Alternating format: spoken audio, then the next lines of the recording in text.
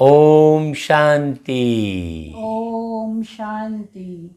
मीठे मीठे बाबा रोज रोज मीठा मीठा ज्ञान सुनाकर हम सब बच्चों को मीठा बनाते हुए बहुत मीठी दुनिया बना रहे हैं।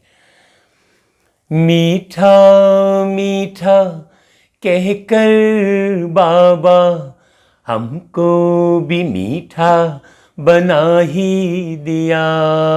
भर के मोहब्बत की बाहों में मेहनत से हमको छुड़ा ही लिया। बाबा ओ बाबा मीठे प्यारे सबके दुलारे हो बाबा, सबसे न्यारे सबसे प्यारे हो। ऐसे मीठे मीठे गीत भी बाबा ने विगत 25 सालों में न जाने कितने सारे बनवा लिए। बाबा के प्यार में बहुत प्यारी प्यारी रचना हो जाती है, अभी भी और भविष्य की भी। इसलिए पूरी तरह सच्चा होकर, साफ होकर, ईमानदारी से हमें पुरुषार्थ करना चाहिए। रोज बाबा की मुरली सुबह सुबह सुन लेने से सारे दिन की खुराक मन को और बुद्धि को मिल जाती है, क्योंकि जीवन मन बुद्धि से चलता है। भोजन करते हैं उससे तो शरीर चलता है, लेकिन सारा जीवन चलता है मन बुद्धि से। और जीवन का कभी अंत नहीं होता है। किसी भी व्यक्ति के इस दुनिया से जाने के बाद फलाने व्यक्ति का जीवनांत हो गया नहीं कहते हैं, क्या कहते हैं? देहांत हो गया। तो हमें बहुत सच्चा होकर पुरुषार्थ करना है। तो चलो, बाबा मीठे मीठे बाबा ने मीठे मीठे बच्चों को क्या कहा सुनते हैं। ओम शांति। आज 18 तारीख की वाणी है। बाबा ने कहा, मीठे बच्चे, अपनी सतो प्रधान तकदीर बनाने के लिए याद में रहने का खूब पुरुषार्थ करो। सतो प्रधान तकदीर है ना। अभी जो भी कार्य करेंगे, जिसको भी याद करेंगे, सब तमो प्रधान है। एक निराकार शिव पिता परमात्मा सदा ही उन्हें कहते हैं सदा शिव। शिव का अर्थ होता है कल्याणकारी। तो वो सदा सबके कल्याण की ही भावना में प्रति मिलियन सेकंड रहते हैं। और हम सारे दिन में बीच बीच में बार बार मनुष्य आत्माओं के अंदर अकल्याण के भाव आते हैं। तो वो सतचित आनंद स्वरूप है। तो इसलिए सत्य पिता परमात्मा को सही अर्थों में पहचान कर उनकी याद में रहेंगे तो हम बहुत सुंदर सतो प्रधान दुनिया के मालिक बन जाते हैं। फिर प्रश्न क्या किया बाबा ने? अभी मीठे बच्चे में आगे है। अच्छा। सदा याद रहे मैं आत्मा हूँ, बाप से पूरा वर्षा लेना है। हाँ, देखिए बाबा ने सतो प्रधान पुरुषार्थ की विधि भी सिखाई। क्या याद रहे भाई? कि बाप से पूरा वर्षा लेना है। नहीं, पहला याद ये रहे कि मैं आत्मा हूँ। जब तक ये याद नहीं रहेगा कि मैं शरीर नहीं हूँ, मैं आत्मा हूँ, तब तक वर्षा भी नहीं मिलेगा। और मैं आपको बहुत अच्छी युक्ति बताता हूँ। आपके घर में अगर 2-3 बच्चे हैं और आपसे संभल नहीं रहे हैं, तो आप बड़ा बेटा किसको बना लो? किसको बना लो भाई? बाबा को। शिव बाबा को बना लो। तो शिव बाबा को आप बड़ा बेटा बना लोगे तो वो आपके जितने भी बेटे हैं सबको बहुत अच्छे से संभाल लेंगे। हाँ, है ना भाई, उनको सौंप दो। अच्छा भाई, चलो प्रश्न सुनते हैं। प्रश्न है, बच्चों को याद का चार्ट रखना मुश्किल क्यों लगता है? उत्तर है, क्योंकि कई बच्चे याद को यथार्थ समझते ही नहीं हैं, बैठते हैं याद में और बुद्धि बाहर भटकती है, शांत नहीं होती। वह फिर वायुमंडल को खराब करते हैं।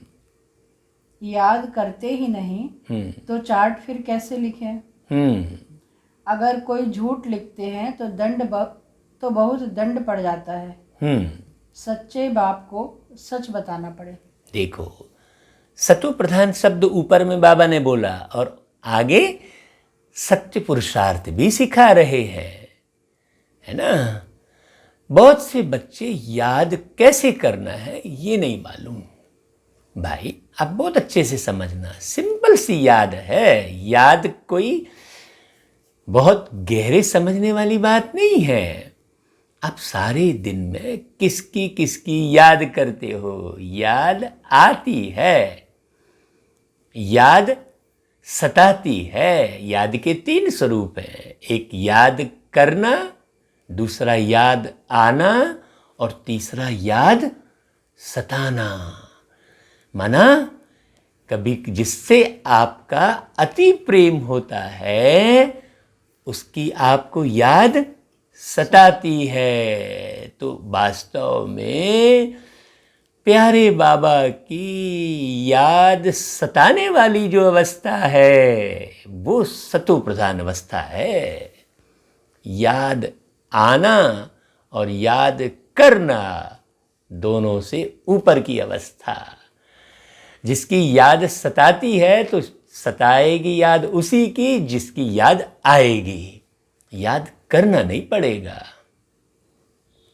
बाबा ने कहा प्रेम नहीं होने के कारण ही याद में बैठेंगे, बुद्धि इधर उधर भागेगी।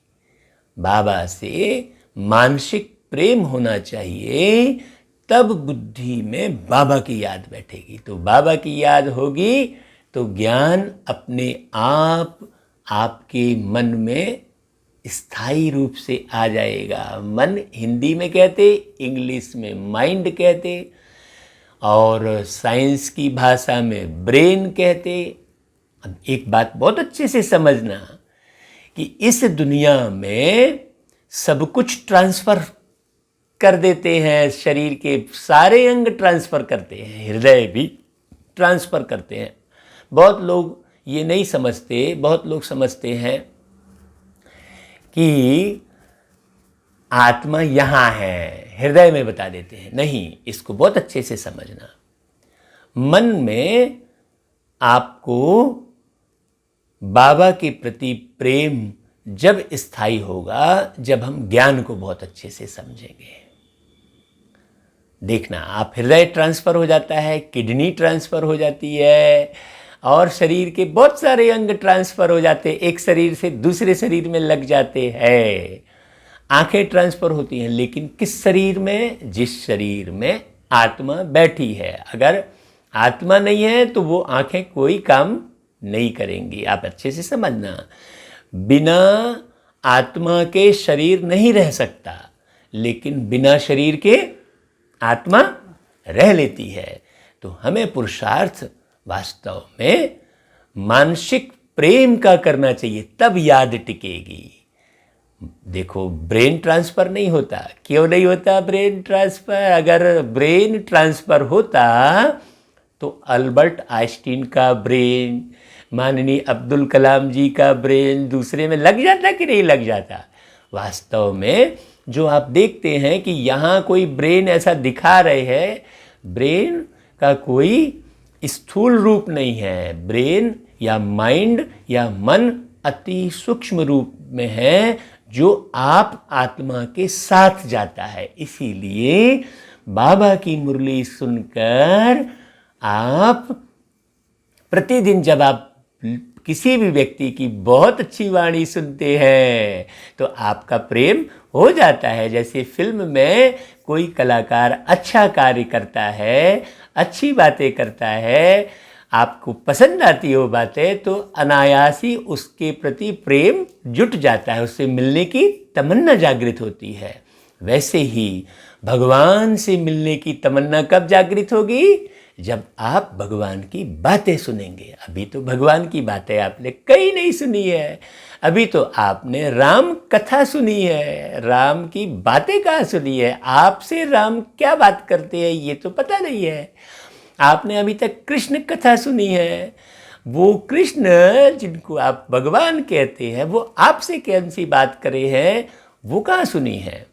ये जो मुरली है बहुत अच्छे से समझना, ये मुरली बाबा ने उस निराकार परमात्मा शिव ने जो पारलौकिक पिता है उसने एक पर काया प्रवेश करके ये वाणी चलाई है, आपके लिए चलाई है, प्रत्येक बच्चों के लिए चलाई है कि याद कैसे रहेगी, सतो प्रधान कैसे बनेंगे। बताइए ऐसी शिक्षा कहीं है क्या कि सतो प्रधान कैसे बनेंगे, भगवान की याद कैसे रहेगी। अब भजन गा लिया, माला जप ली, वो भगवान की याद थोड़ी कहलाएगी। एक बच्चा अपने बाप को क्या माला जप के याद करता है क्या, बताइए।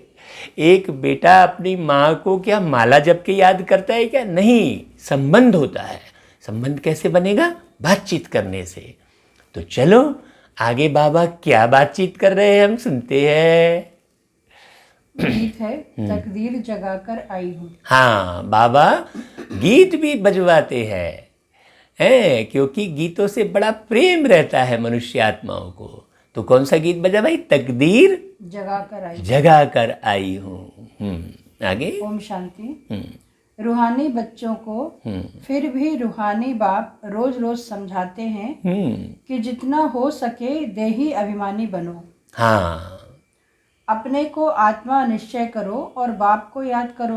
मूल बात है, मूल बात है। देही अभिमानी, देही अभिमानी किसको कहेंगे और मने देह अभिमान किसको कहेंगे। देही मने होता है आत्मा। बहुत लोग देही अभिमानी शब्द नहीं समझ पाते हैं, तो इसलिए इसे भी समझना है। जैसे सीता को विदेही कहा गया है, जनक जी को विदेही कहा गया है ना। बहुत सारे पात्र हैं जो कथा कहानी में आते हैं। तो देही अभिमानी का मतलब क्या हुआ, निस्वार्थ भाव जो है वो देही अभिमानी है। जैसे हम आपको यहाँ से मुरली बाबा की वीडियो के माध्यम से जो ट्रांसफ़र कर रहे हैं, हमको कोई स्वार्थ नहीं है कि लोग मुरली सुनेंगे तो हमको धन देंगे कि हमारे लिए घर बनेगा, नहीं। कर्मयोगी जीवन है। हमें बाबा ने कहा कि अपने ही तन मन धन से इस भारत को स्वर्ग बनाना है। ये बात बारीक समझने की है। तो निस्वार्थ भाव ही क्या कहलाएगा, विदेही अवस्था कहलाएगी। विदेही का मतलब लोग समझते नहीं है, क्या हम शरीर छोड़ दे, नहीं। निस्वार्थ भाव जो है विदेही अवस्था कहलाएगी।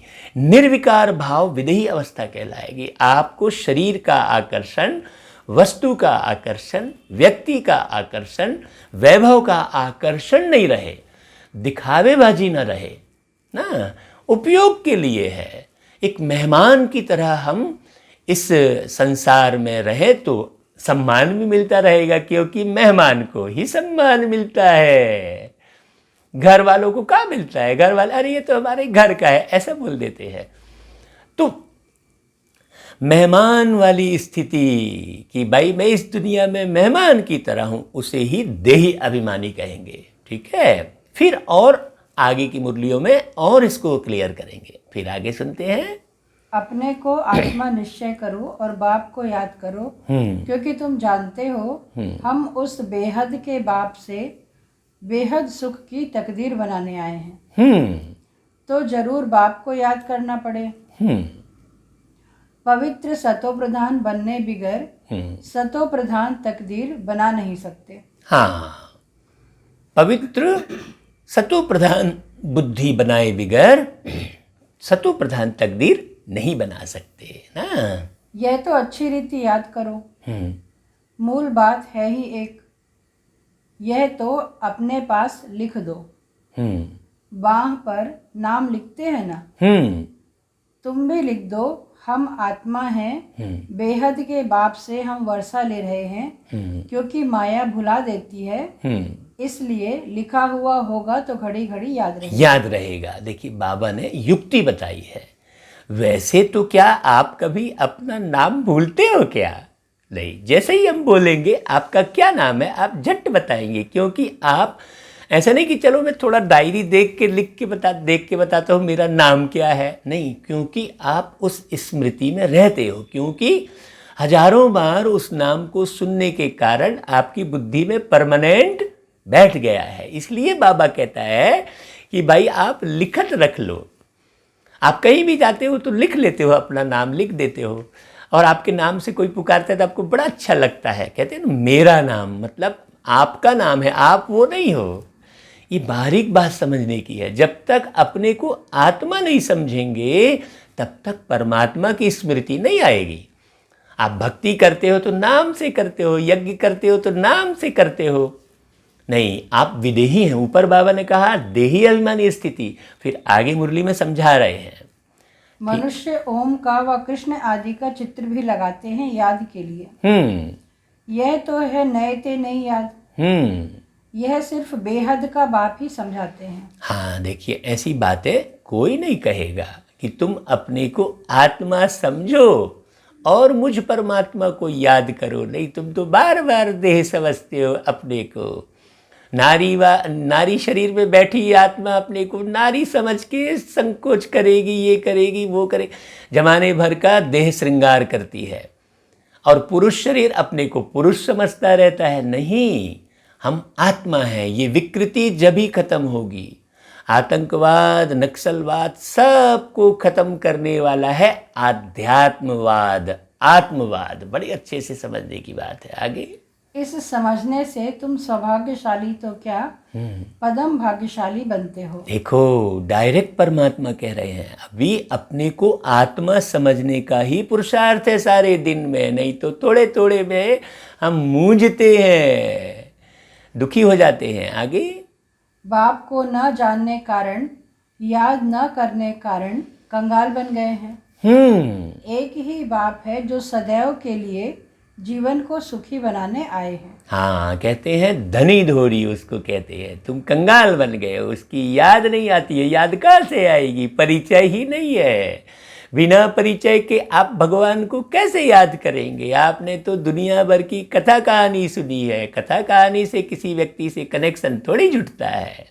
आगे, भल याद भी करते हैं परंतु जानते बिल्कुल नहीं हैं। विलायत वाले भी सर्वव्यापी कहना भारतवासियों से सीखे हैं। हाँ, तू सर्वत्र व्याप्त है। देखो, एक प्रेम अंदर में होता है तो वो भाव अलग कहलाता है, लेकिन भगवान को तो कहीं याद करना पड़े ना।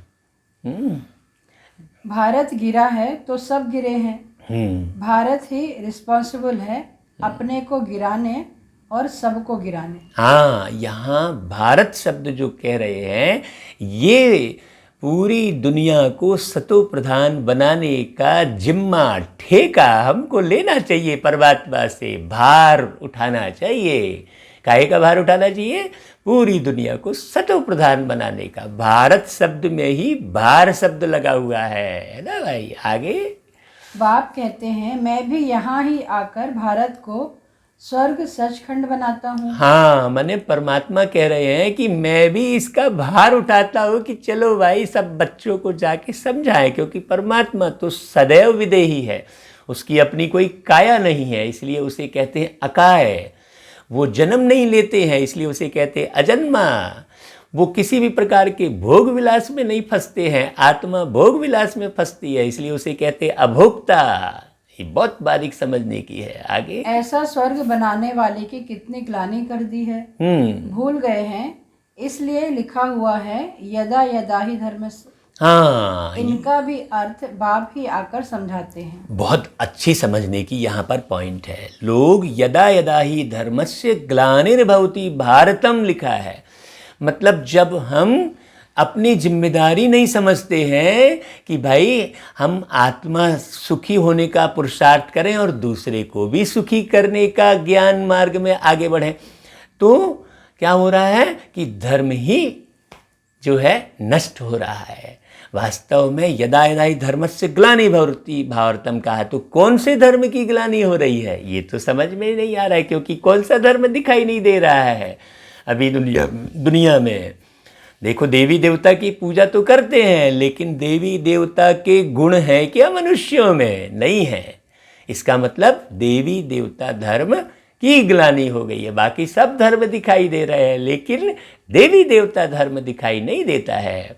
तो वही धर्म की स्थापना करने परमात्मा भार उठाते हैं और बच्चों को सिखाते हैं। भारत में आते हैं, उसको कह दिया। आगे, बलिहारी एक बाप की है। हाँ। अभी तुम जानते हो बाप आते हैं जरूर, शिव जयंती मनाते हैं, परंतु शिव जयंती का कदर बिल्कुल नहीं है। अभी तुम बच्चे समझते हो जरूर होकर गए हैं जिसकी जयंती मनाते हैं। अभी बहुत बारीक समझने की बात फिर यहाँ पर बाबा ने कह दी। आज हम जिसकी भी मूर्ति लगाते हैं, जैसे महात्मा गांधी आए थे तो वो जिस स्वरूप में दिख रहे थे वैसी ही मूर्ति उनकी लगाई गई। कृष्ण जी आए धरती पर तो जैसे वो दिख रहे थे वैसी उनकी मूर्ति लगाई। अब शिवलिंग जो बनाई गई है तो जरूर बाबा का अपना कोई आकार, अपनी कोई काया नहीं होगी, निराकार रूप में आए होंगे ना, तभी तो निराकार शारीरिक आकार के रूप में शिवलिंग नहीं बनाया है। तो कभी ना कभी तो वो निराकार रूप में इस धरती पे आए होंगे ना, साकार तन में। सतयुगी आदि सनातन देवी देवता धर्म की स्थापना वही करते हैं। और सब जानते हैं कि हमारा धर्म फलाने ने फलाने समय स्थापन किया। हाँ, उनके पहले है ही देवी देवता धर्म। जी हाँ, ये जितने भी धर्म हैं सबसे पहले धर्म जो आया वो देवी देवता धर्म है। और उसकी स्थापना किसने की? परम पिता ने की। बाकी धर्म की स्थापना धर्म पिता करते हैं, ये बात समझना अच्छे से। उनको बिल्कुल ही नहीं जानते कि यह धर्म कहाँ गुम हो गया। अभी बाप आकर समझाते हैं। बाप ही सबसे ऊंच है और किसकी महिमा है नहीं। धर्म स्थापक की महिमा क्या होगी? बाप ही पावन दुनिया के स्थापन और पतित दुनिया का विनाश कराते हैं और तुमको माया पर जीत पहनाते हैं। हाँ, और धर्म की स्थापना से पूरी दुनिया में शांति प्रेम नहीं आता है, और ही बल्कि विरोधाभास खड़ा हो जाता है। धर्म भेद शुरू हो जाता है, जाति भेद शुरू हो जाता है, भेद शुरू हो जाते हैं। कितने भेद? धर्म भेद, जाति भेद, भाषा भेद। तो परमात्मा शिव को क्या कहते हैं? अगम निगम का भेद खोले। ये सारे भेद मिटाते हैं जब बाबा आकर ज्ञान का सार बताते। पूरा भेद खोलना माने राज खोलना, रहस्य खोलना, इसीलिए इसे राजयोग कहते हैं। आगे, यह बेहद की बात है। रावण का राज्य सारी बेहद की दुनिया पर है। हद के लंका आदि की बात नहीं। हाँ, अभी कहानी में एक लंका दिखाई है। अभी वास्तव में लंका माने जहाँ लड़ाई हो रही हो, लंका यानी लड़ाई। तो आज तो घर घर में लड़ाई है, तो फिर पूरी दुनिया ही लंका हो गई ना। आज घर में 4 लोग रहते हैं लेकिन पूरे मिले हुए अच्छे से रहते हैं क्या? खींचातानी मची रहती है प्रत्येक घर में, परिवार में। पति पत्नी में खींचातानी, बाप बेटे में खींचातानी। वो बोलेगा ऐसा नहीं करूँगा, बोलेगा ऐसा नहीं करूँगा, है ना। बाप इस अभिमान में रहेगा, वाह मेरा बेटा नहीं मानेगा। बेटा इस अभिमान में रहेगा, अरे यार पिताजी कुछ समझते ही नहीं है। ऐसा आज पूरे परिवार में है कि नहीं ऐसा? तो घर घर में लंका है, लड़ाई है। तो सारी दुनिया ही क्या हुई अभी? लंका, रावण राज्य। इसको समझने की जरूरत है। आगे, यह हार जीत की कहानी भी सारे भारत की ही है। बाकी तो बाई प्लॉट है। भारत में ही डबल सिरताज और सिंगल ताज राजाएं बनते हैं। और जो भी बड़े बड़े बादशाह होकर गए हैं, कोई पर भी लाइट का ताज नहीं होता है सिवाय देवी देवताओं के। देखो, आपने देखा होगा कि देवी देवताओं के पीछे एक ओरा दिखाते हैं। तो सिवाय देवी देवता के और किसी के पास लाइट का ताज माने हल्के रहना, हाँ प्रसन्न रहना, ये किसी के पास नहीं है। आगे, देवताएं तो फिर भी स्वर्ग के मालिक थे ना। अब शिव बाबा को कहा ही जाता है परम पिता पतित पावन। इनको लाइट कहाँ देंगे? लाइट तब दें जब बिगर लाइट वाला पतित भी हो। हाँ वह कभी बिगर लाइट वाला होता ही नहीं। परमात्मा कभी हमेशा कहते हैं एको ओंकार निराकार प्रकाश स्वरूपम, है ना। प्रकाश का मतलब आप ये नहीं समझना कि कोई सूर्य की रोशनी या कोई और दूसरी रोशनी। रोशनी मतलब ज्ञान, प्रकाश मतलब ज्ञान का प्रकाश। आगे, बिंदी पर लाइट दे कैसे सकेंगे, हो ना सके। हाँ, दिन प्रतिदिन तुमको बहुत गूढ़ी गूढ़ी बातें समझाते रहते हैं, जो जितना बुद्धि में बिठा सके। अब मतलब देखिए, अब जो हम शिवलिंग के रूप में उसे दिखाते हैं, वास्तव में वो आकार भी उनका तो है नहीं, लेकिन क्या है, वो अति सूक्ष्म बिंदी रूप है, दिखते नहीं है। आत्मा भी नहीं दिखती। कोई व्यक्ति शरीर छोड़ता है तो दिखता है क्या? नहीं दिखता। इसका मतलब वो पेन के पॉइंट से भी सूक्ष्म था, नहीं दिख रहा है। और माँ कहती है मेरा बेटा चला गया। तो जब आत्मा नहीं दिखती तो परमात्मा कैसे दिखेंगे? तो वो अति बिंदी रूप, सूक्ष्म रूप में है, लेकिन पूजा करने के लिए एक बड़ा सा पिंडी बना देते। वास्तव में वो रूप भी उनका नहीं है। अच्छा, आगे फिर बोले, मुख्य है ही याद की यात्रा, इसमें माया के विघ्न बहुत पड़ते हैं। भल कोई याद के चार्ट में 50-60% भी लिखते हैं, परंतु समझते नहीं है कि याद की यात्रा किसको कहा जाता है। हाँ, पूछते रहते हैं इस बात को याद कहें। बाबा ने बोला इस बात को याद कहें, नहीं कह सकते। देखिए, कल हमने आंसुओं की बात बताई थी। आपको जब बाबा को अच्छे से आप कनेक्शन अपना जोड़ लेंगे आप, तो आपके प्रेम के आंसू कोरों से बहेंगे। उसको कहेंगे एक्चुअल याद।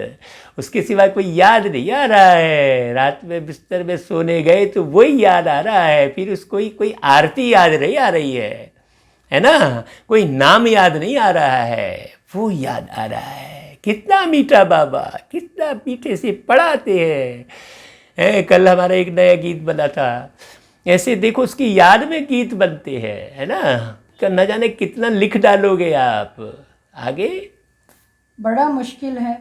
तुम यहाँ 10-15 मिनट बैठते हो, उनमें भी जांच करो, याद में अच्छी रीति रहते हैं। हाँ, बहुत हैं जो याद में रह नहीं सकते, हाँ, फिर वह वायुमंडल को खराब कर देते हैं। हाँ, बहुत हैं जो याद में ना रहने से विघ्न डालते हैं। हाँ। अभी देखो, माने जब किसकी याद आती है तो एकदम मगन अवस्था हो जाती है ना। फिर वहाँ खुशबू, वहाँ श्रृंगार, वहाँ भोग प्रसाद वाली कोई बात ही नहीं रहती है ना। बहुत अच्छी समझने की बात है। देखो, चरणामृत कहते हैं रागिनी, चरणामृत लेते हैं। तो चरणामृत मतलब क्या हुआ? चरण अमृत। चरण अमृत माने क्या? आचरण अमृत कहना चाहिए। आचरण, आचरण कब सुनाई देगा? जब बाबा की मुरली हम सुनते हैं अच्छे से, तो बाबा का आचरण मालूम पड़ता है। परमात्मा के क्या आचरण है? परमात्मा कोई धनुष बाण तीर निकाल के किसी को मारेगा नहीं है, कोई चोरी नहीं करेगा किसी भी चीज की, है ना। ये बात पर ही समझने की है, उसके क्या आचरण है। ज्ञान से सुनेंगे तो पूरा क्लियर होता है। आगे, सारा दिन बुद्धि बाहर भटकती रहती है, सो यहाँ थोड़ी ही शांत होगी, इसलिए याद का चार्ट भी रखते नहीं। झूठा लिखने से तो और ही दंड पड़े। बहुत बच्चे भूले करते हैं, छिपाते हैं, सच बताते नहीं। सच नहीं बताते हैं। हाँ, सतगुरु का निंदक ठौर ना पाए। अगर अब वो समझ रहे हैं कि अरे हमको कुछ नहीं हो रहा है, लेकिन उनको इतना कष्ट मिलने वाला है अगर सच नहीं बताए तो, और ही दंड पड़ जाता है। कैसे दंड पड़ जाता है? उसी का मन खाता रहेगा, वो खुश होकर नहीं बता पाएगा कोई बात को। वो मस्ती में नहीं रहेगा, रूहानी मस्ती में नहीं रहेगा।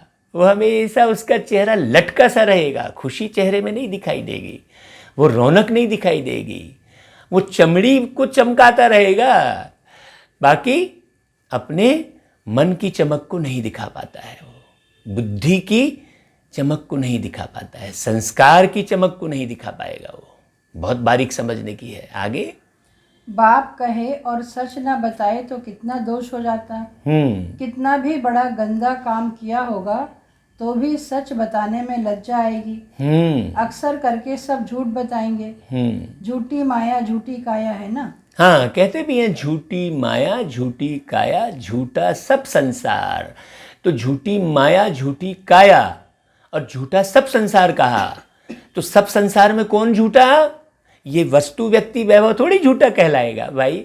ये तो है ना, ये कुर्सी है माने है ना, झूठा थोड़ी कहेंगे। झूठा क्या, आत्मा झूठी हो जाती है, आत्मा से ही संसार है ना, है? बाकी तो भाई ये कुर्ता है तो है ना।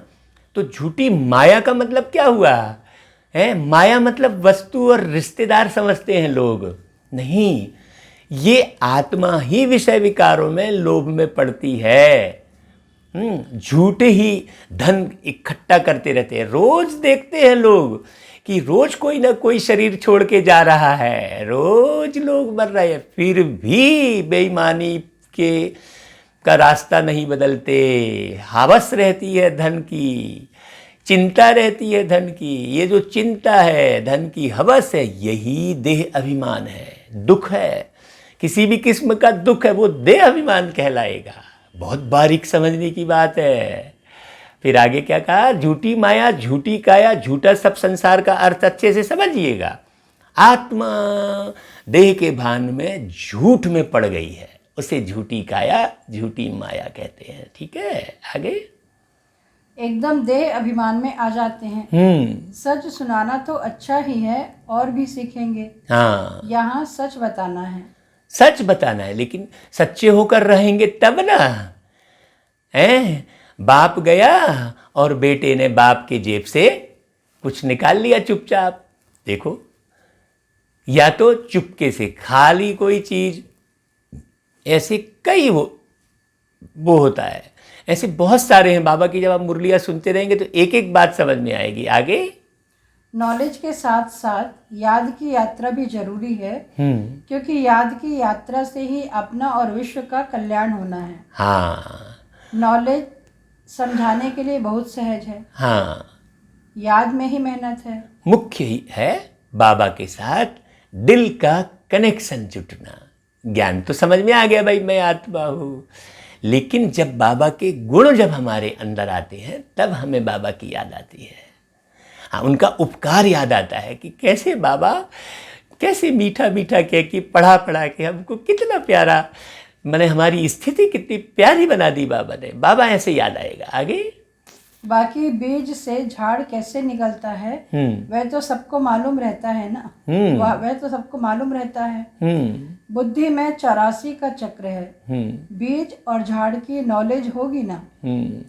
बाप तो सत्य है, चैतन्य है, ज्ञान का सागर है। उनमें नॉलेज है समझाने के लिए।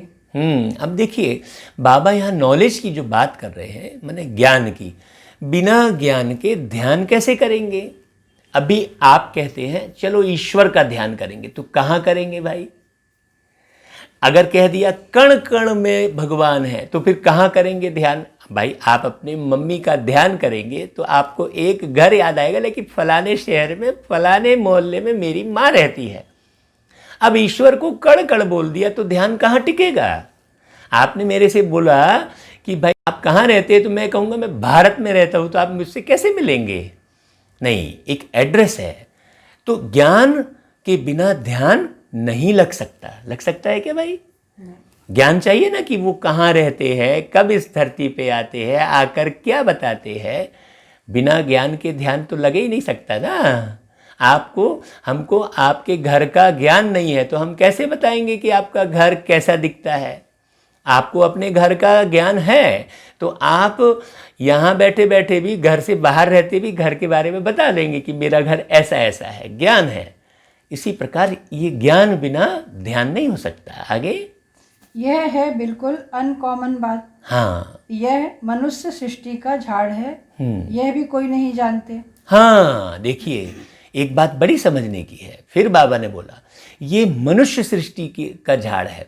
तो मनुष्य सृष्टि, मैंने कहा ना कि शरीर बिना आत्मा के नहीं रह सकता, लेकिन आत्मा बिना शरीर के रह सकती है। तो झाड़ किसका है? आत्माओं का है। तो कब कब कौन कौन सी आत्मा आती है, ये ज्ञान भी समझने की जरूरत है। आगे सब नेति नेति करते गए, ड्यूरेशन को ही नहीं जानते तो बाकी क्या जानेंगे। लो भाई, और अच्छी बात बाबा ने कह दी। जब ड्यूरेशन को नहीं जानते कि कब क्या हो रहा है, तो सिस्टम कैसे सेट होगा? आज जितना भी सिस्टम सेट है, चाहे ट्रेन चल रही है, चाहे एक देश से दूसरे देश एरोप्लेन में जा रहे हैं, सबका एक ड्यूरेशन सेट है ना सिस्टम। इतने बजे ये होगा, उतने बजे ये होगा, ये सेट किया है ना। अगर ऐसा सेट नहीं होगा तो आपका जीवन चलेगा कैसे? तो ये जो सृष्टि चक्र का जो सेटिंग है, जो ड्यूरेशन है, ये तो परमात्मा ही आके बताते हैं। नहीं तो क्या होगा में हम पड़े रहते हैं, क्योंकि हमें मालूम नहीं रहता है। और हम क्या होगा, आगे क्या होगा, अरे ये कोरोना आ गया, अब क्या होगा, ये भय नहीं है, क्योंकि हमें पता है, क्योंकि हमने ड्यूरेशन को अच्छे से समझ लिया है। आगे, तुम्हारे में भी बहुत थोड़े हैं जो अच्छी रीति जानते हैं, इसलिए सेमिनार भी बुलाते हैं। अपनी अपनी राय दो। राय तो कोई भी दे सकते हैं, ऐसे नहीं कि जिनके नाम है उनको ही देनी है। हाँ, ऐसा नहीं है नामी गिरामी व्यक्ति बहुत ज्ञानी होगा, उसको सारी समझ होगी। नहीं तो क्या है, व्यक्ति नामी गिरामी के पीछे पड़ता है, जिसको टीवी में देख लिया वही संत है। अरे भाई, संत आपके पड़ोस में भी हो सकता है। हाँ, जो कोई बहुत बड़ा रईस है तो उसको बहुत बड़ा आदमी कह दिया। नहीं, धन से बड़े आदमी को हम बड़ा आदमी कहकर बहुत उलझे हुए हैं, है ना। आगे, हमारा नाम नहीं है, हम कैसे देवें। नहीं, कोई भी नहीं, कोई को भी सर्विस अर्थ, कोई राय हो, एडवाइस हो, लिख सकते हो। हाँ, मैंने ऐसा थोड़ी कि नामी ग्रामी व्यक्ति ही सही बोलेगा। नहीं, जिसका नाम नहीं है वो भी तो सही बोलेगा ना। वो सब ज्ञान का स्वरूप सबका है, हर आत्मा ज्ञान स्वरूप है। आगे, बाप कहते हैं कोई भी राय आए तो लिखना चाहिए। बाबा, इस युक्ति से सर्विस बहुत बढ़ सकती है। हाँ, कोई भी राय दे सकते हैं। अब भाई, मैं आपसे और अनुरोध करूंगा कि आप भी कोई युक्ति, बाबा की सेवा को कैसे आगे बढ़ाया जाए, कैसे बाबा का ज्ञान लोगों की बुद्धि तक पहुंचे, अगर आपकी कोई राय हो तो जरूर हमको बताना। आगे देखेंगे किस किस प्रकार की राय दी है। बाबा तो कहते रहते हैं किस युक्ति से हम भारत का कल्याण करें, सबको पैगाम देवें। आपस में विचार निकालो, लिख कर भेजो। माया ने सबको सुला दिया है। बाप आते ही हैं जब मौत सामने होता है। हाँ, ये भी एक बड़ी वंडरफुल बात है। मौत सामने होता है का मतलब क्या हुआ कि जब सबको घर जाने का समय आता है, सारी दुनिया को घर जाने का समय आता है, तो ये सारा सिस्टम ऑटोमेटिक सेट होता है। उसी दौरान परमात्मा धरती पे आते हैं। तो ये बात कोई ऐसा बोलेगा क्या कि बाप जब आते हैं, जब मौत सामने खड़ा होता है। अभी तो बिल्कुल घर के बाहर मौत खड़ी है, बोलते हैं भैया घर से मत निकलो। तो वास्तव में घर से मत निकलो, वो घर है, अपनी मन बुद्धि से उस घर की स्मृति में रहो। क्योंकि अब मेरा घर नहीं है जमीन पर, अब मेरा घर नहीं है जमीन पर।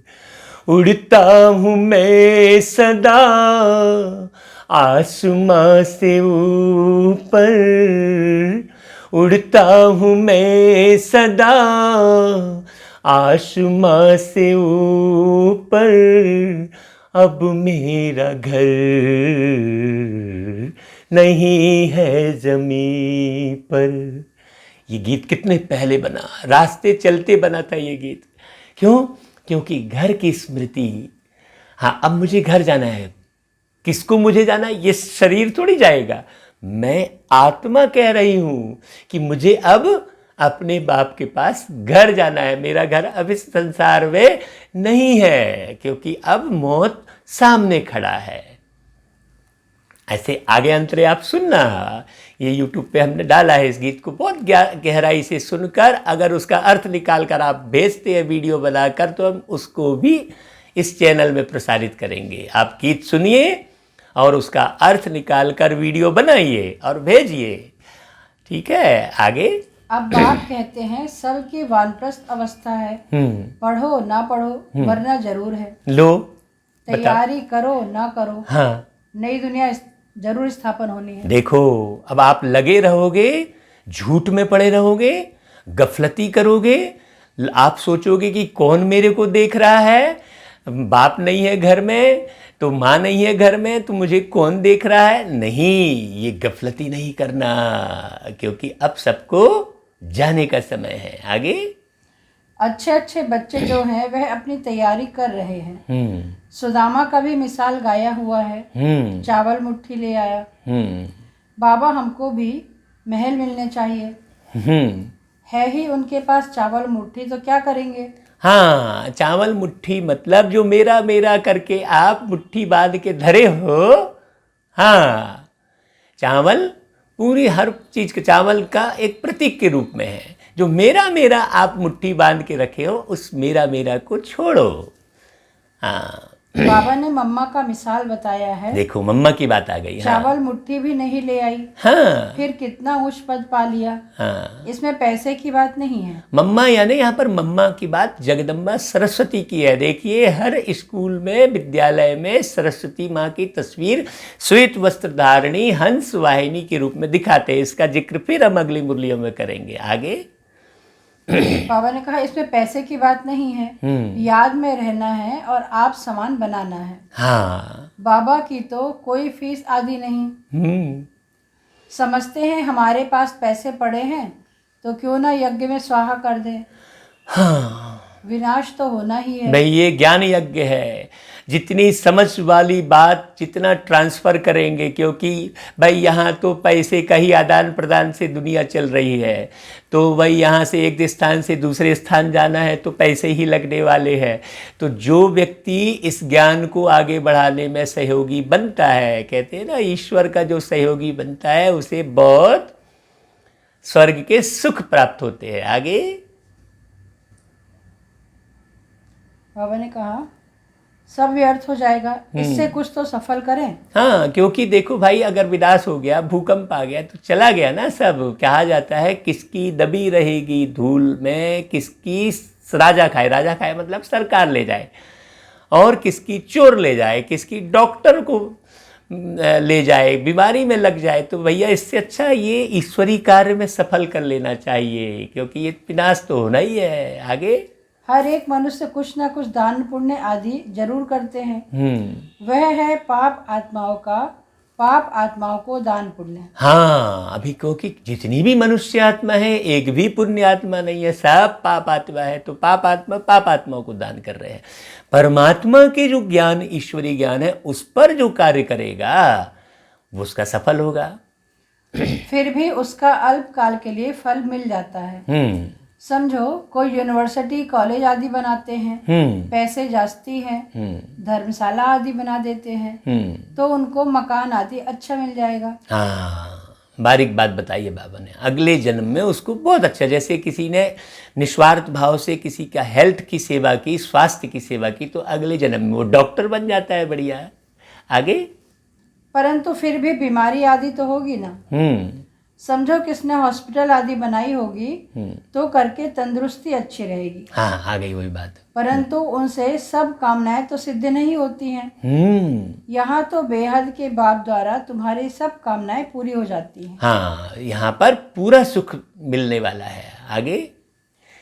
तुम बनते हो पावन तो सब पैसे विश्व को पावन बनाने में लगाना अच्छा है ना। हाँ, देखो भाई सुख किसको चाहिए? शरीर को या आत्मा को? भाई आत्मा को सुख चाहिए ना। आत्मा शरीर में बैठी है तो सुख की कामना कर रही है ना। दुख किसको होता है? आत्मा को ना। शरीर, आत्मा निकल गई तो शरीर को ऑपरेशन करके काट रहे, कुछ हो रहा है क्या शरीर को? दुख। शरीर के माध्यम से दुख और सुख की अनुभूति कौन करती है? आप आत्मा करते हैं। आगे। तुम बनते हो बाबा ने कहा तुम बनते हो पावन तो सब पैसे विश्व को पावन बनाने में लगाना अच्छा है ना। मुक्ति जीवन मुक्ति देते हो सो भी आधा कल्प के लिए। सब कहते हैं हमको शांति कैसे मिले, वह तो शांति धाम में मिलती है। और सतयुग में एक धर्म होने कारण वहाँ अशांति होती नहीं। हाँ, अभी तो मैं कहा ना कि धर्म भेद, जाति भेद कितना है ना। अशांति होती है रावण राज्य में। गायन भी है ना, राम राजा राम प्रजा। वह है अमरलोक। वहाँ अमरलोक में मरने का अक्षर होता नहीं। होता ही नहीं। यहाँ तो बैठे बैठे अचानक मर जाते हैं। अचानक शरीर छोड़े, उसको तो मालूम ही नहीं है कि वो एक आत्मा है। घबराहट में शरीर छोड़ दिया, पता ही नहीं है, तो भटकेगा ना।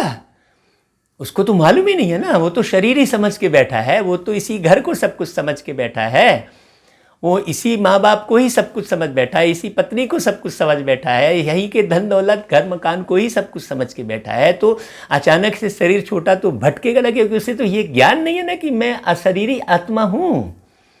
तो इधर उधर भटकेगा, निकल के फिर दूसरे को भी तंग करेगा। आज सबसे बड़ी प्रॉब्लम इसी चीज़ की है। अकाले मौत मर रही हैं, आत्माएं शरीर छोड़ रही हैं बिना ज्ञान को प्राप्त किए कि वो एक आत्मा है। ये ज्ञान बिना प्राप्त किए जो शरीर छोड़ रहे हैं वो भटक रहे हैं।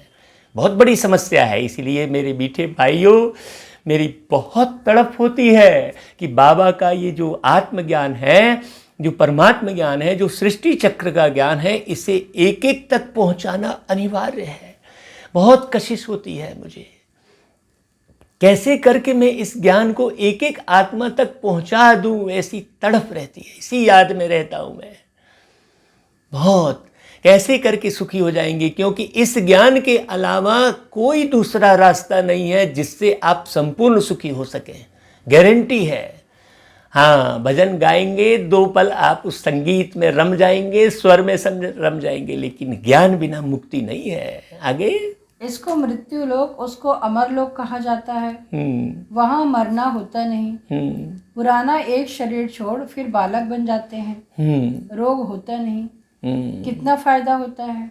बिल्कुल। यहाँ तो भाई आत्मा शरीर छोड़ती है तो वो हड़बड़ा जाती है, करीब मेरा घर कहाँ चला गया, मेरा बंगला कहाँ चला गया, मेरे बच्चे कहाँ चले गए, क्योंकि उसने ये ज्ञान प्राप्त नहीं किया है ना कि मैं शरीर नहीं हूँ भाई, मैं एक आत्मा हूँ।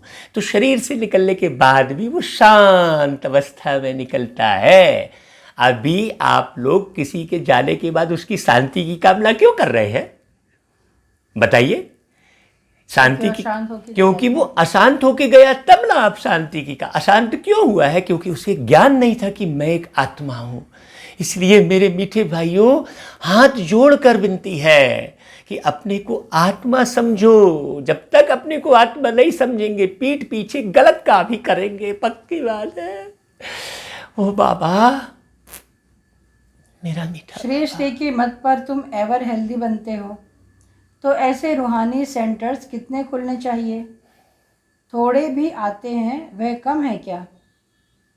इस समय कोई भी मनुष्य ड्रामा के ड्यूरेशन को नहीं जानते। हाँ देखो, बाबा ने यहाँ कहा कि सेंटर पर थोड़े भी आते हैं वो कम है क्या, क्योंकि भीड़ तो नहीं आएगी ना।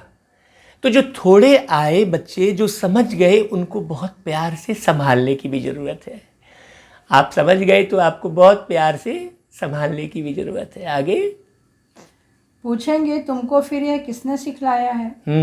अरे हमको बताने वाला बाप है।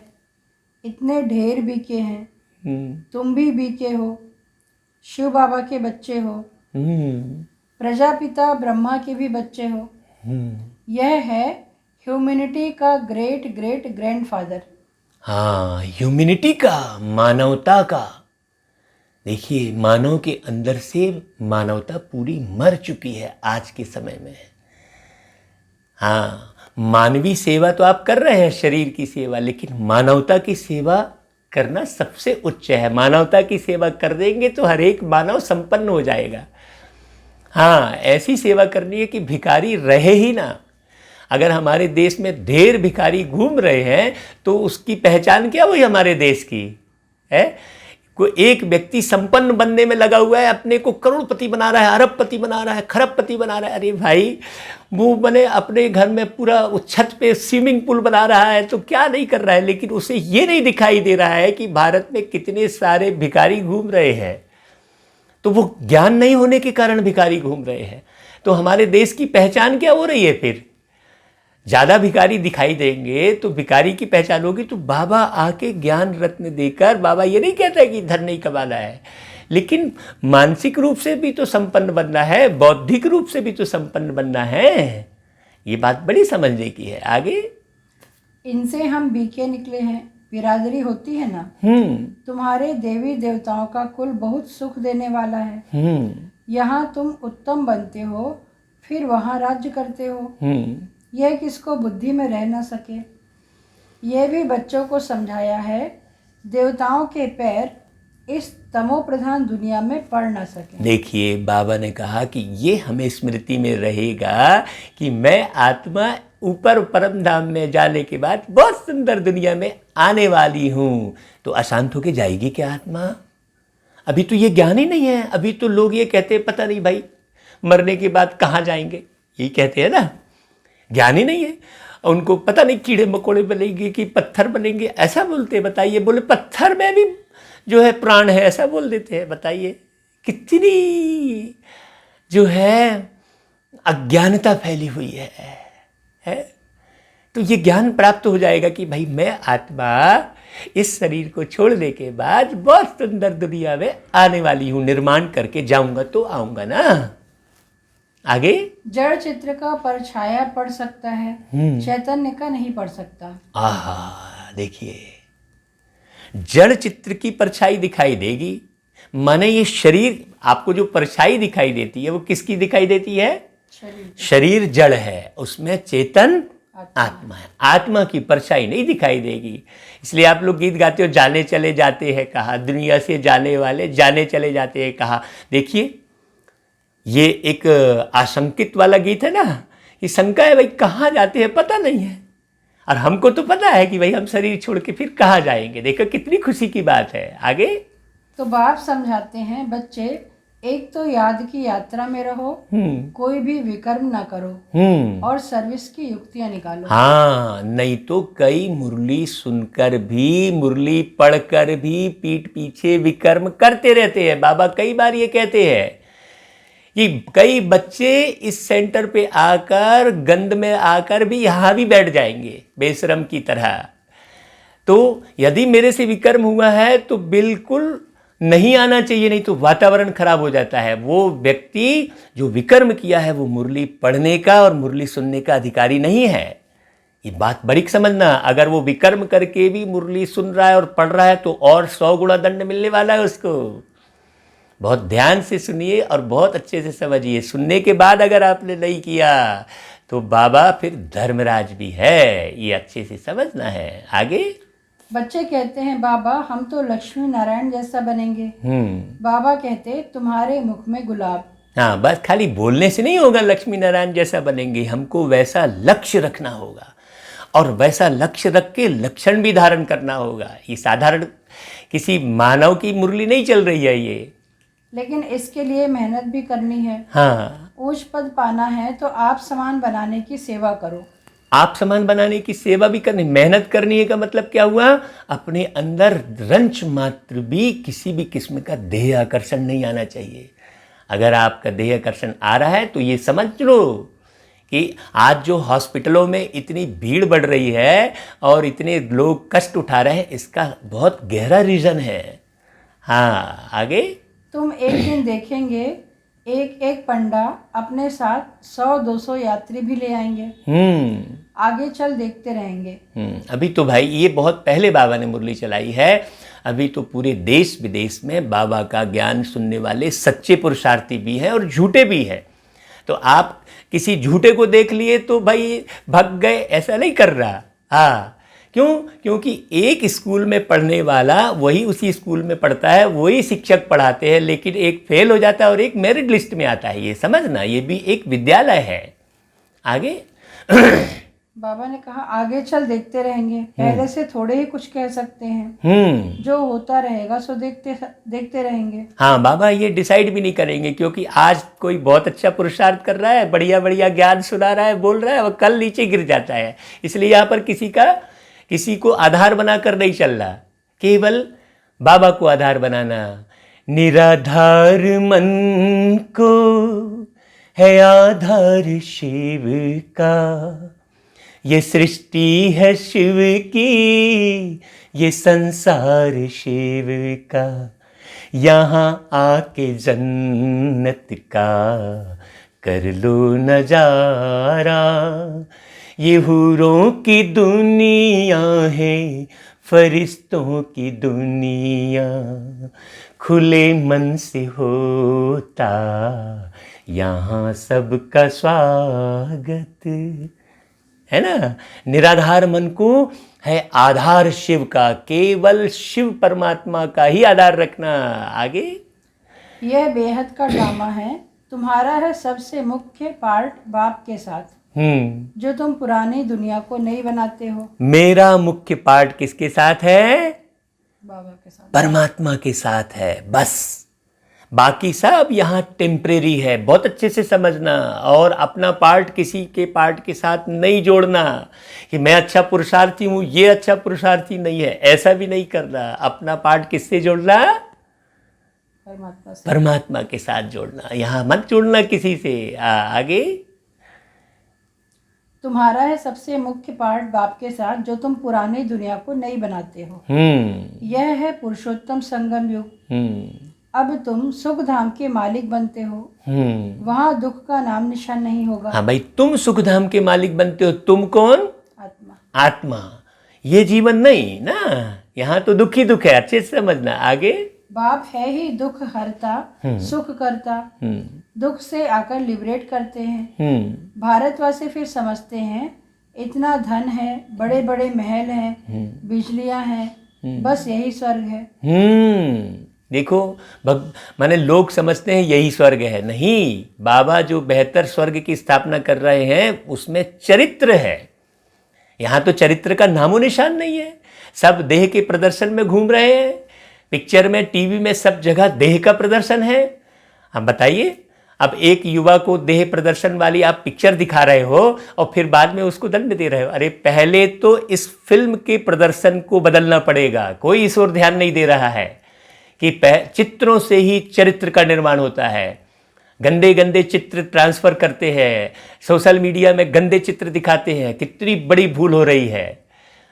जैसा देखेंगे चित्र वैसा बनेगा चरित्र। इस बात को गौर करिएगा।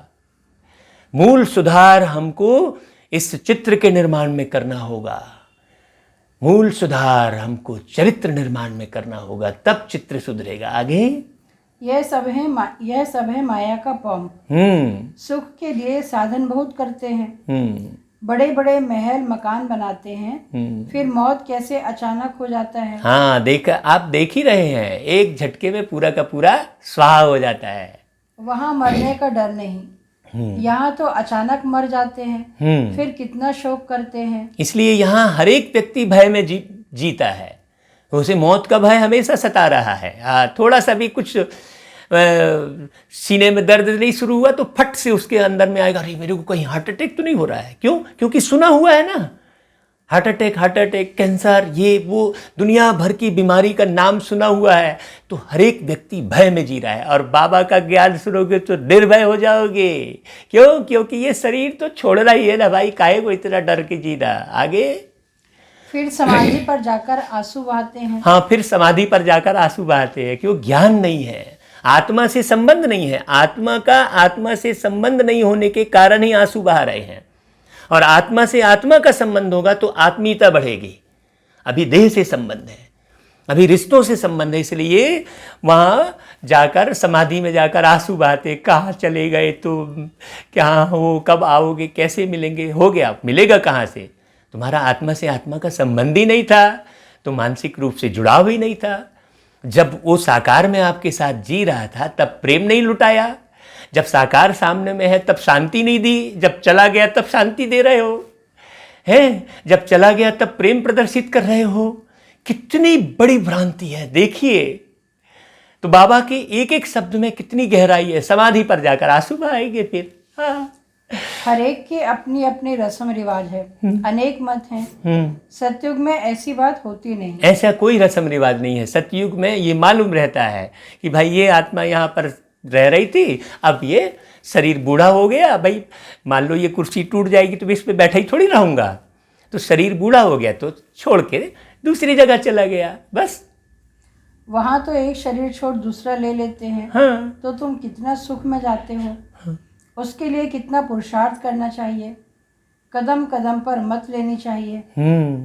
गुरु की व पति की मत लेते हैं, वह तो अपने मत से चलना होता है। देखिए यहाँ पर क्या है, परमात्मा की मत तो आज तक नहीं सुनी किसी ने।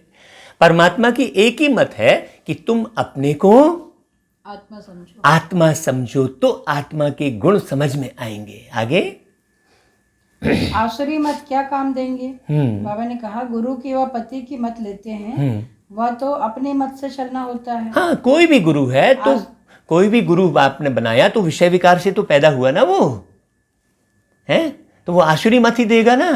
बात समझ नहीं, परमात्मा तो विषय विकार से पैदा नहीं हो रहे हैं ना, ये बात समझो अच्छे से। परमात्मा डायरेक्ट ऊपर से अवतरित हो रहे हैं, तो वही एक सदगुरु है और वो ऐसी वाणी चला रहे हैं। आगे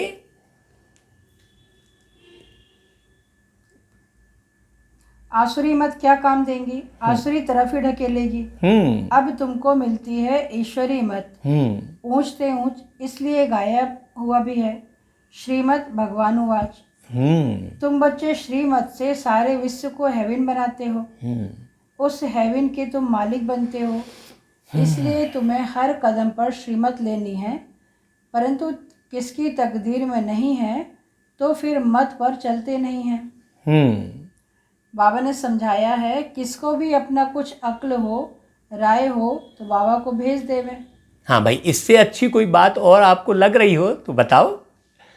हाँ, मने चलो एक कार्यक्रम अपन वैसा रखते हैं कि परमात्मा कौन है, कहाँ रहते हैं, इस विषय पर रखें। आप भी बताओ अपनी मत। हाँ। बाबा जानते हैं कौन कौन राय देने लायक है। नए नए बच्चे निकलते रहते हैं। हाँ, बाबा तो जानते हैं ना कौन से अच्छे अच्छे बच्चे हैं। बहुत तो छुपे हुए हैं, कई तो बहुत साल सुनने के बाद भी वहीं के वहीं पड़े हैं। क्यों? क्योंकि उनकी चाहना नहीं छूटी है, उनका प्रदर्शन नहीं छूटा है, उनका जो है मान सम्मान की प्राप्ति के भाव नहीं छूटे हैं। बहुत बारीक बात है भाई।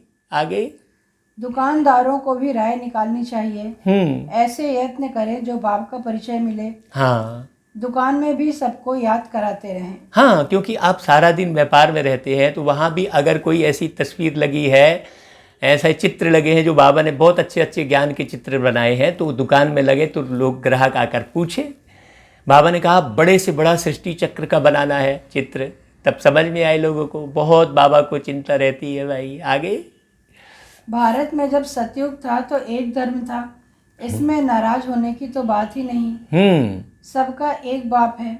हाँ, अब देखो जैसे बाबा कह रहे हैं मैं सब धर्म मिटाए एक धर्म की स्थापना कर रहा हूँ, इसमें नाराज हो जाए कोई? नहीं भाई, वहाँ एक ही धर्म है, ये सिस्टम है। सबका मालिक एक क्या करेगा? क्यों भाई? एक धर्म की स्थापना। सबका मालिक एक तो एक ही धर्म की स्थापना करेगा ना। बात समझने की है। जब हम सबका मालिक एक बोल रहे हैं तो एक धर्म की स्थापना करेगा, तो वो आके बोल रहे हैं कि मैं सब धर्म मिटाए एक धर्म की स्थापना करने आया हूं, तो फिर इसमें बुरा मानने की तो जरूरत ही नहीं है ना। आगे बाप कहते हैं मावे कम याद करो तो तुम्हारे विकर्म विनाश हो जाए। हाँ, स्वर्ग के मालिक बन जाएगी। तो बाबा की एक्यूरेट याद कब आएगी? जब बाबा की मुरली को बहुत समझ समझ के पढ़ेंगे। मुझे तो दर्द दुनिया के दुख का है, बाकी नामो निशान नहीं रह गया इस आत्मा को दुख। आप प्रैक्टिकल में सामने बैठा हुआ आपके। आगे फिर बाबा का याद प्यार है। हाँ, बाबा याद प्यार देते हैं। चलो भाई, मीठे मीठे बच्चों प्रति प्यारे बाप दादा के द्वारा सर्व आत्माएं को प्यार है। बाप दादा प्यार दे रहा है और हम सब मनुष्य आत्माओं की भी बाप दादा को बहुत बहुत याद और प्यार। आगे सुनाओ भाई। धारणा के लिए मुख्य सारे पहला, श्रीमत पर चलकर सारे विश्व को स्वर्ग बनाने की सेवा करनी है। हाँ, देखिए भाई, आज बाबा ने भारत की बात कही तो आपको एक भार भी दे रहे हैं, जिम्मेदारी दे रहे हैं। क्या जिम्मेदारी है भाई? फिर से पढ़ो जरा।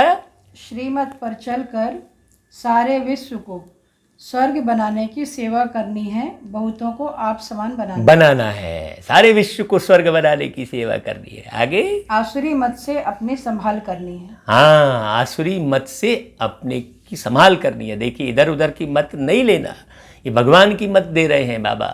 दूसरा, याद की मेहनत से आत्मा को सत्व प्रधान बनाना है। सुदामा मिसल जो भी चावल मुट्ठी है वह सब सफल कर अपनी सर्व कामनाएं सिद्ध करनी है। हाँ, मेरा मेरा कह के चिपके मत रहो। आगे वरदान, हाँ परीक्षाओं और समस्याओं में मुरझाने के बजाय हाँ मनोरंजन का अनुभव करने वाले सदा विजयी भव। हाँ, देखिए परिस्थिति और समस्याओं में लोग मूझ जाते हैं। मनोरंजन की अवस्था मतलब मन में रंज बिल्कुल ना हो, तब मनोरंजन की अवस्था होगी। तब आपको मनोरंजन के लिए कोई टीवी, कोई नाटक, कोई ड्रामा देखने की इच्छा, उत्सुकता नहीं रहेगी। हाँ। डिटेल है, इस पुरुषार्थी जीवन में ड्रामा अनुसार समस्याएं व परिस्थितियां तो आनी ही हैं। आनी है। जन्म लेते ही आगे बढ़ने का लक्ष्य रखना अर्थात परीक्षाओं और समस्याओं का आह्वान करना। देखो भाई, किसी भी निर्माण में समस्या तो होती है। अगर एक ब्रिज का निर्माण हो रहा है रागिनी, तो फिर वहां पर गड्ढा खोदा जाएगा ना, पहले वहां गिट्टी पत्थर रहेगा ना, फिर उस रास्ते से गुजरते समय तकलीफ तो होगी ना। लेकिन ये स्मृति में रहता है कि यहाँ ब्रिज का निर्माण हो रहा है, तो वो तकलीफ नहीं लगती, बड़े अच्छे से, बड़े शांति से निकल जाते हैं। वैसा ही अभी जो तकलीफें आपको दिखाई दे रही है, किसी भी निर्माण में थोड़ा तो कष्ट होगा ना। तो ये पूरे सतयुगी सृष्टि का निर्माण हो रहा है, तो ये कष्ट कोई कष्ट नहीं है। ज्ञान प्राप्त हो गया, आगे भी पूरी सृष्टि का परिवर्तन का समय है। आगे जब रास्ता तय करना है तो रास्ते के नज़ारे ना हो, यह कैसे हो सकता। हाँ। लेकिन उन नज़ारों को पार करने के बजाय हाँ। यदि करेक्शन करने लग जाते हो, हाँ। तो बाप की याद का कनेक्शन लूज हो जाता है। हाँ भाई, हमको ये देखना है, देखते हुए साक्षी होकर चलना है। हम तो साक्षी होकर चलते हैं। यहाँ आप नहीं सुधार सकते।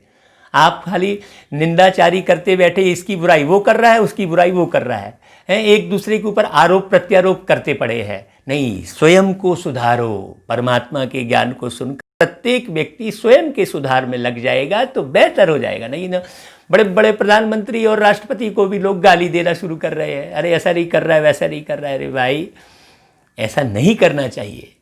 स्वयं को देखना है। एक एक व्यक्ति, प्रत्येक व्यक्ति ज्ञान को सुन लेगा कि भाई ये परिवर्तन का समय है, कुछ तो कष्ट होगा ही, है ना। आगे बाबा ने कहा, और मनोरंजन के बजाय मन को मुरझा देते हो, इसलिए वाह नज़ारा, वाह के गीत गाते आगे बढ़ो, अर्थात हाँ, सदा विजयी भाव के वरदानी बनो। जब आप एक लक्ष्य लेकर यात्रा करते हैं, ये रूहानी यात्रा है, बाबा के याद की यात्रा है, ज्ञान की यात्रा है ना। तो जब आप यात्रा में रहते हैं तो क्या आजू बाजू वाले नाला गुजरता है तो क्या गाड़ी रोक के पहले नाले को ठीक करना शुरू कर देते हैं क्या? नहीं करते हैं। आप अपने लक्ष्य में रहते हैं। तो ऐसे आत्मा का लक्ष्य ले लेना चाहिए। अभी तो इस जीवन का लक्ष्य लोग लेते हैं, आत्मा का लक्ष्य लो, क्योंकि आप आत्मा हो, आप कभी नहीं मरते हो। आत्मा का लक्ष्य बाबा ने क्या दिया कि आत्मा क्या दिया बाबा ने लक्ष्य, क्या दिया बाबा ने लक्ष्य आत्मा का? आत्मा को क्या लक्ष्य दिया बाबा ने? सतप्रधान बनने के लिए बाबा ने लक्ष्य दिया कि तुम आत्मा आगे जाकर लक्ष्मी नारायण बनो। आगे चलो, सुनाओ स्लोगन। स्लोगन है, मर्यादा के अंदर चलना माना मर्यादा पुरुषोत्तम बनना। हाँ, मर्यादा के अंदर चलना। बाबा ने बहुत सारी मर्यादाएं सिखाई हैं। चलो भाई, आपका बहुत समय लिया हमने। आगे कल फिर मुरली सुनेंगे। तब तक के लिए ओम शांति, ओम शांति। सारे दिन में 2-4 घंटे मुख का मौन और मन के मौन का भी अभ्यास करें। अच्छा भाई, ओम शांति।